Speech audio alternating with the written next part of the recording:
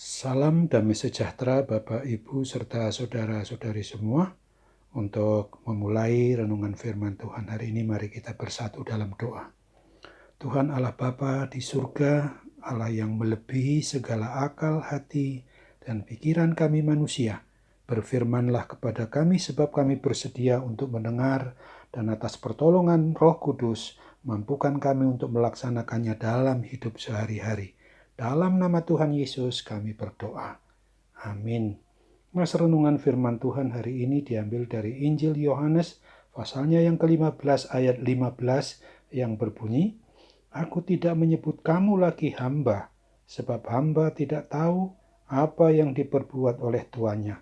Tetapi aku menyebut kamu sahabat, karena aku telah memberitahukan kepada kamu segala sesuatu yang telah kudengar dari Bapa-Ku. Sebagai tema yang diangkat dari renungan kita ini adalah hidup yang bukan lagi hamba dosa, tetapi sebagai sahabat Tuhan Yesus Kristus. Selaku umat manusia yang menikmati hidupnya di kolong langit atau di dunia ini, suasana dan keberadaannya yang dalam kondisi di mana kita masih cenderung berbuat jahat, maka secara pasti kita tidak mudah untuk menemukan dan memiliki sahabat yang sejati.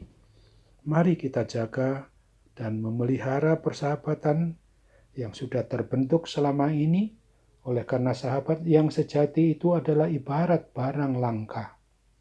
Apalagi sama seperti sekarang ini di mana umat manusia oleh pengaruh kuasa dosa kesalahannya cenderung hanya mau mencintai dirinya sendiri, di mana cerminan sebagai doulos atau hamba dosa yang seyogianya bisa menggunakan uang sebagai alat untuk menyembah, memuji dan memuliakan nama Tuhan Yesus.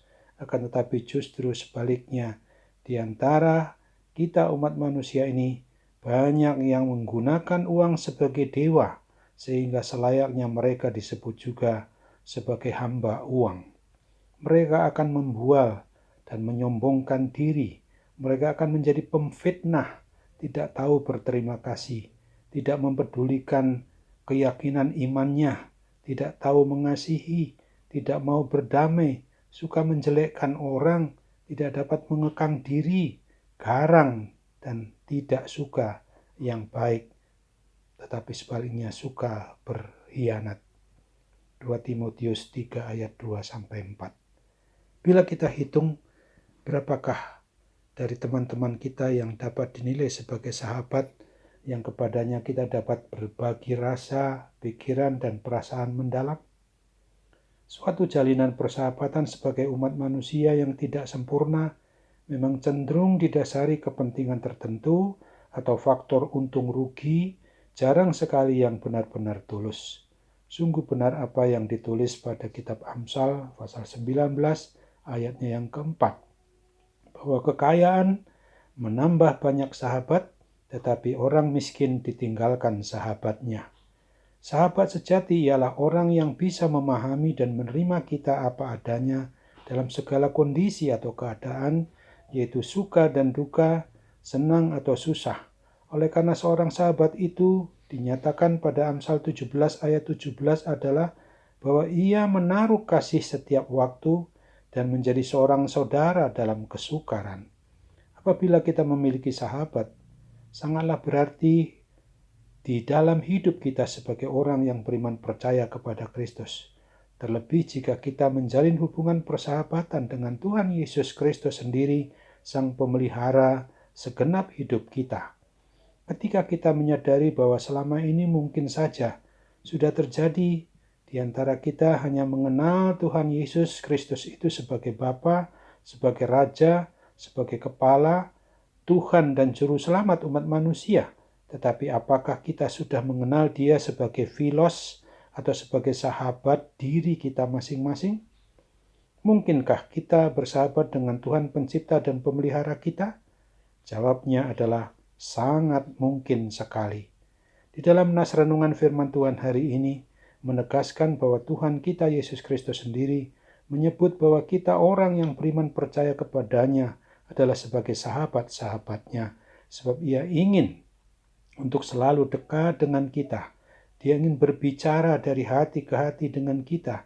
Dia berkehendak untuk bergaul akrab serta karib dengan kita, dengan dasar bahwa Dia dengan kasih-Nya itu telah memberikan nyawanya untuk menggantikan kita, sebab adanya dosa-dosa kitalah yang semestinya kita yang dihukum terkutuk mati di atas kayu salib di Bukit Golgota.